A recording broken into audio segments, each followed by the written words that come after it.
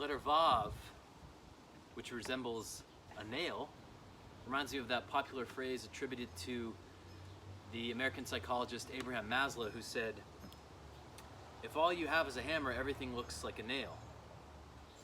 Often in life we try to nail things down, so to speak. We try to be in control, and sometimes that's really appropriate and necessary and good for productivity.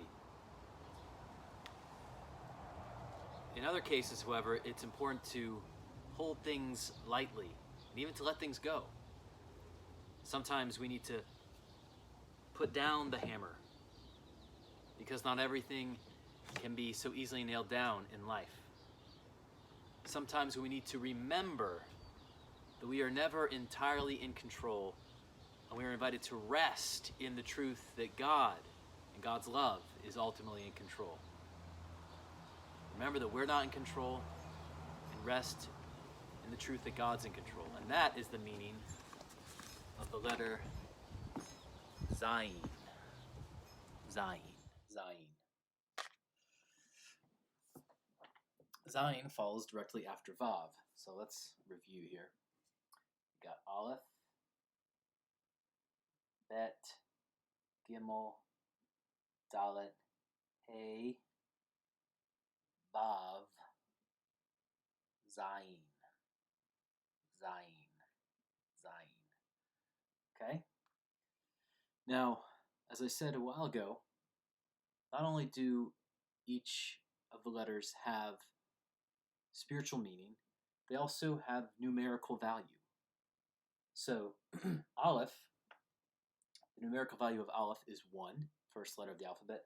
Bet is 2, Gimel 3, Dalet 4, Hey 5, Vav 6, and what is Zayin? 7. And 7 is a very significant number, very holy number in Judaism and in Christianity. It's the day of completion. It's the day of rest. It's the Sabbath day.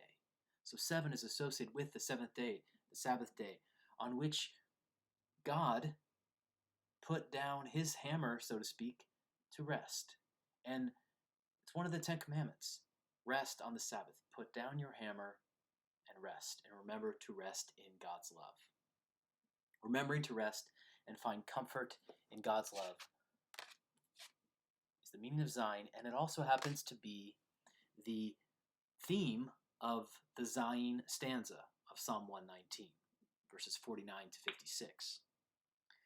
In that stanza, the poet is describing God's love and God's statutes and God's commandments as sources of comfort. God's promises and judgments are sources of comfort. In the stanza, the poet also compares God's statutes to a song. In verse 54, the poet says, "Your statutes have been like songs to me wherever I have lived as a stranger." That's the translation in the prayer book.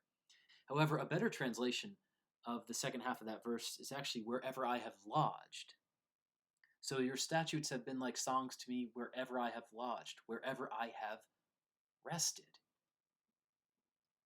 So God's statutes are like songs that can help us rest, that can help us put down our hammer when we need to let go, and to remember that God is ultimately the one in control, not us. That is the meaning of the letter Zayin, and that should be like music to our ears.